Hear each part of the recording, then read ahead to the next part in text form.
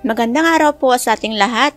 Bago po ako magsimula sa mga bago kong subscribers, welcome to the Our Family. Let's Mix 1000, Mark Calyado, Claire Layusa, salamat sa inyong komento. Sana panatilhin, panoorin ang ating mga content at mga aral na tutunan sa mga kwentong ito sa ating YouTube channel na Marvic Novel. I don't wanna go to work cause my boss is a jerk and I'm not even that paid. I need a change in my life cause I don't feel alive and there's nothing that makes me happy. Mga kababayan, nangangarap din makapagtrabaho sa ibang bansa para lang maihahon sa hirap ang kanilang pamilya. Bawat isa, binibilang ang mga taon para makabalik sa sariling bansa na masaya at matagumpay, salubungin sila ng kanilang pamilya, kaibigan at makasama muli. Pero sa kasamaang palad, ang kanyang mga pangarap na udlot sa dahilan pinaslang siya sa bansang Kuwait. Pinanganak siya sa Pilipinas sa lugar ng Sara, Iloilo. 29 taong gulang na nagtrabaho bilang domestic helper sa bansang Kuwait. Sa gulang na 26 years old, nagtrabaho si Joanna bilang kasambahay sa kanyang kamag-anak sa Parañaque at nakatulong siya sa kanyang mga magulang nito. Pero nang dumating ang bagyong Yolanda sa Pilipinas noong 2013, nasira ang mga plano ni Joanna, isa ang kanilang bahay nasira ng bagyong Yolanda.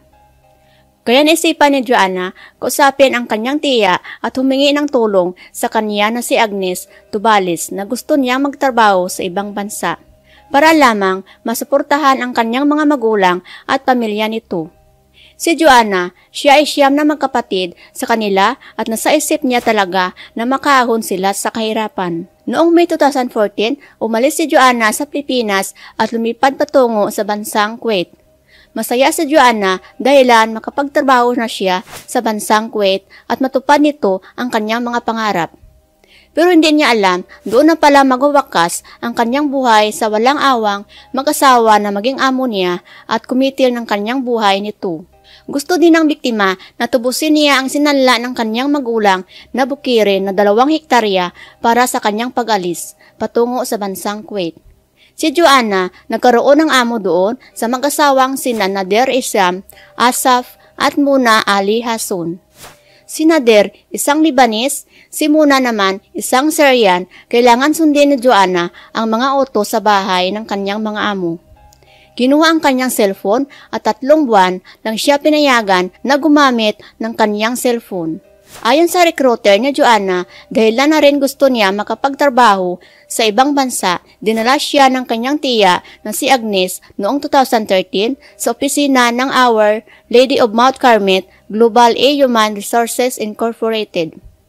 Ayon sa pag-endorso kay Joanna, ang kanyang tiya na si Agnes ay nakakuha ng pera 13,000 pesos. Mula sa isang babaeng pangalan nito ay Ara Medtimbang na naghanap ng mga OFW na magtrabaho sa bansang Kuwait. Ayon daw kay Agnes, nangako pa ito si Ara na magbigay ng pera 5,000 pesos bawat referral nito. Pero hindi malinaw kay Agnes na bakit daw siya binayaran ni Ara ng pera at doble pa nang may recruit na itong si Joanna. Nakilala ni Joanna sa Global Human Resources ang assistant manager ng ahensya doon at sekretarya nito at nag-ayos ng kanyang papeles para sa deployment nito. Ayon sa National Bureau of Investigation o NBI, si Joanna ang kanyang agency ay Fadila Fars Code Codor Recruitment Agency habang ito ay nasa Kuwait. Ang kanyang amo nito na may-ari ng apartment kung saan natagpuan ang kanyang bangkay ay pangalawang amo na pala ng biktima. Hindi pa alam kung sino ang naging unang amo ni Joanna nito, kung ano mga dahilan bakit umalis ang biktima sa unang amo nito. Walang nakaalam kung paano nakapunta ang biktima sa pangalawang amo nito at tuluyang pinaslang siya nito.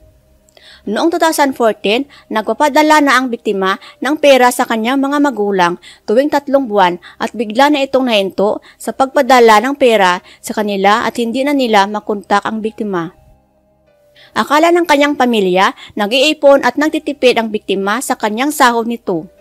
Noong 2016, biglang tumawag si Joanna sa Pilipinas sa kanyang pamilya na huwag daw sila mag-alala dahil maayos naman ang kanyang kalagayan nito sa kanyang amo sa Kuwait. Pero ang kanyang kababatang kapatid na si Joyce may paghinala na ito sa kanya na hindi nagsasabi ng totoo ang kanilang kapatid. Pakiramdam ng kanyang kapatid na si Joanna ay binabantayan ng kanyang amo kung ano pa ang kanyang sasabihin o pag-uusap sa kanila. Binibigyan pa ito ng limitasyon sa pag-uusap at nasa tabi pa ito ng kanyang amo. Ang huling habili ni Joanna sa kanyang bunsong kapatid ay mag-aral ng mabuti para matulungan nila ang kanilang mga magulang. Ayon sa ina ni Joanna na si Eva, hindi siya pinayagan umalis ang kanyang anak na si Joanna. Pero ang sagot naman ni Joanna sa kanya, gusto niya talagang umalis para makahon din sila sa kahirapan. Pinigilan din ito ng kanyang ama na wag na lang aalis dahil may pagkain naman tayo dito. Pero tinuloy pa rin ni Joanna umalis at patungo sa bansang Kuwait. Buwan ng September 2016, hindi na nila mahanap ang dalawang profile ni Joanna sa Facebook nito. Sinubukan nilang tawagan ang cellphone number ng biktima pero tuluyan na itong hindi sumasagot. Doon na sila nakaramdam na may hindi magandang nangyari kay Joanna sa bansang Kuwait. Dahil sobrang pag-alala nila kay Joanna, hindi na sila nakatulong ng maayos sa kaiisip kung ano na ang nangyari sa biktima. Doon na sila humingi ng tulong sa gobyerno sa opisina ng Overseas Workers Welfare Administration o OWA at POAA, Philippine Overseas Employment Administration. Hinanap nila ang recruitment agency ni Joanna na Our Lady, Mount Carmel, Global A Human Resources Incorporated. Pero nagsara na pala ito noong February 6, 2018. Nagpunta mga pulis sa lugar ng Salmia Apartment sa mag-asawang amo ni Joanna dahilan pala may isang court order sa mga amo nito. Palayasin na ang mga ito sa kanilang apartment dahil hindi na pala sila nagbabayad sa kanilang apartment. Ang talagang kailangan ng mga pulis ay mga amo ni Joanna dahil sa isang order court kaya pinuntahan ang kanilang apartment. Ayon sa mga balita, umalis na mag-asawa sa Kuwait noong 2016 na iyon. Lumabas ang warrant of arrest sa among lalaki ni Joanna na si Nader. Ang arrest warrant na ito ay may kasong pag-issue ng mga picking chicken nito pero sa kasamaang palad, umalis na pala ang mga amo ni Joanna sa kanilang apartment. Pero naiwan nila ang isang malaking freezer sa apartment na iyon. Agad nilang binuksan ang freezer, nagulat ang mga pulis sa kanilang nakita sa loob ng freezer. Isang bangkay na babae ang kanilang natagpuan sa loob ng freezer. Agad silang nag-imbestiga at kilalanin kung sino ang biktima na ito. Pina-DNA test nila ang biktima at si Joanna pala ang bangkay na kita nila sa loob ng freezer. Nalaman nila maraming pasa sa katawan ang biktima, sinakal at pinahirapan. Naniwala ang mga pulis na si Joanna ay pinatay mahigit na 1 taon ang nakalipas. Ayon na sa autopsy, may mga bali na tadyak ang biktima at internal hemorrhage. Ayon sa doktor na sumuri sa katawan ng biktima, ang sanhi ng kanyang pagkamatay ay several contusions, trauma, internal bleeding, broken ribs. Sinabi din ng doktor na minamaltrato si Joanna napakaraming beses. Tumakas sa mga amo ni Joanna mula sa Kuwait at pumunta sa bansang Syria. Inabandona na pala ang kanilang apartment at iniwan nila ang bangkay ni Joanna sa loob ng freezer. Dahilan dito, naging pangunahing suspect ang mga amo niyang mag-asawa. Noong February 9, 2018, inanunsyo ni President Rodrigo Duterte ang kadumalduman na nangyari kay Joanna. Ang pagkatuklas sa bangkay ni Joanna ay nagdulot ng galit sa mga Pilipino. Nanawagan si President Rodrigo Duterte na umuwi na ang mga OFW at agad inuutos ang deployment ban sa bansang Kuwait. Ilang buwan din natigil ang pagpadala ng domestic helper sa kanilang bansa. Noong February 16, 2018, nauuwi ang bangkay ni Joanna sa kanilang pamilya, inilipad ito patungo sa lugar ng Sara. Buong pamilya ng biktima umiiyak sa kanyang sinapit, sunduin nila na isa ng bangkay si Joanna. Mahigit 100 na kamag-anak ang sumusuporta kay Joanna ang nakiramay sa hustisya ang kailangan nila bitbit ang mga banner. Ang ilan sumusuot ng mga t-shirt nagpahayag ng kanilang galit sa pagpaslang sa biktima. Ang mag-asawang amo ni Joanna dahil tumakas sila sa bansang Kuwait, inilitis ang kanilang kaso na walang presensya sa mga akusado. Kalaunan, napatunayan ang kanyang mga amo nagkasala sa salang pagpatay sa biktima. Natulan sila ng kamatayan na pagbitay buwan ng April 2018. Noong February 22, 2018, ang kanyang amo na si Nader ay lumabas na isang puganti na may kaso kaugnay sa mga peking cheque at inaresto sa bansang Lebanon.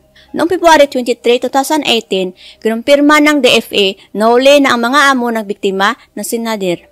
Hinalap nila si Muna at nahuli din sa bansang Damascus, Syria. Hinatulan sila ng murder sa kanilang bansa. Nanawagan ang mga pamilya ni Joanna sa parusang kamatayan pero pinayuhan sila ng isang kamag-anak nila na humingi na lang ng blood money bilang kabayaran sa pagpaslang kay Joanna.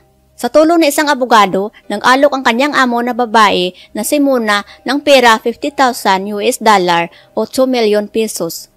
Ang kanyang asawa na lalaki na si Nadir ay nag-alok din ng pera $20,000 o 1 million pesos. Pero ito ay hindi tinanggap ng pamilya ni Joanna. Nagbigay si Manny Pacquiao ng pera 385,000 pesos sa pamilya ni Joanna para mailigtas nila ang kanilang ari-arian. Ayon sa nakatatandang kapatid ni Joanna, nagbigay din ng tulong ang gobyerno ng pinansyal sa kanilang mga magulang.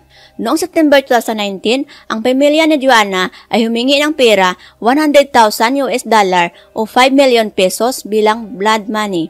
Ito daw ay sana sa natirang sahod ng biktima at pagbalik sa mga ari-arian ni Joanna. Ayon sa ina ni Joanna, ang mag-asawang amo nito maaari makaligtas ito sa parusang kamatayan kung sang-ayon sila sa kahilingan ng pamilya. Noong September 2019, napatunayan ang amo ng babae ni Joanna sa pagpaslang sa kanya. Ang kaso ay naganap sa bansang Syria in criminal court. Ang kanyang amo naman na lalaki ay humarap sa kasong murder sa Lebanon. Ayon sa ulat, ang amo niyang babae na si Muna ay natulan na guilty, premeditate, murder circuit, criminal court sa bansang Damascus. Sa oras na may bigay ng sentensya sa kanya, siya ay mabilanggo hanggang 15 years na pagkakulong alinsunod sa batas ng bansang Syria. Pero sa bansang Kuwait, ang parusa sa kanila ay kamatayan na bitay. Pero nang tumakas sila at nahuli si Muna sa Syria kung saan talaga siya nakatira, natulan siya ng pagkakulong nito. Inamin din ng kanyang asawa na Lebanese na si Nadir kung paano pinaslang si Joanna at inilagay sa loob ng freezer. Pagkatapos daw mawala ng malay si Joanna dahilan sa pisikal na paghihirap sa biktima na ginawa ng kanyang asawa na babae. Siya naglagay sa loob ng freezer ng kanilang apartment. Ayon sa kanyang amo na lalaki, nang ilagay niya si Joanna sa loob ng freezer, ito ay buhay pa. Dahilan, nataranta na siya sa walang hiyang agagawan ng kanyang asawa na si Muna. Inaresto si Nadir sa International Criminal Police Organization sa bansang Lebanon sa loob ng kanilang bahay. Ayon sa pamilya ni Joanna, na kapatid nito na si Jessica, 17 ito nagtrabaho bilang kasambahay sa Manila si Joanna. Nakatapos siya ng high school at pinili ng magpagtrabaho agad. Para makatulong dahilan, hindi sapat ang kinikita sa pagtatanim ng palayan para sa pag-aaral sa kanilang magkapatid. Pangarap din ng biktima makatapos ng kolehiyo pero inuna niya makapagtrabaho para hindi mahinto ang pag-aaral ng iba pa niyang mga kapatid. Ayon pa sa guro ni Joanna na si Laida, napaka-responsable at masipag na estudyante si Joanna. Isa pa niyang guro na si Pobe, minsan lumiliban ito sa kanilang klase dahil nagtrabaho pa ito. Ayon sa OWA, nagbigay sila ng educational at assistant sa mga kamag-anak nito. Sa aking mga kababayan na nagtrabaho sa ibang bansa, unahin talaga natin ang kaligtasan at huwag kalimutan magdasal araw-araw para maiwasan din ang pang-abuso. Sana makagtapo ng mga mababait na mga amo o employer at pag-unawa bawat sitwasyon. Hanggang dito na lang po ang aking kwento at sa muli nating pagkikita dito sa ating YouTube channel, huwag kalimutan subscribe na at mag-iwan ng inyong komento o opinion sa ating mga kwentong ibahagi sa inyo, Marvic Nobel. Magandang araw po sa ating lahat. Get up, nah I ain't a quitter. Toss me the ball, I'm a really big hitter. Big picture, I'm a straight killer. Rising the song to the highest bidder. Got juice, got gas, I'ma move fast. New shoes, new tracks, like who's that? I'm new, come back, better than last. Yeah, it's a new me, never gonna look back.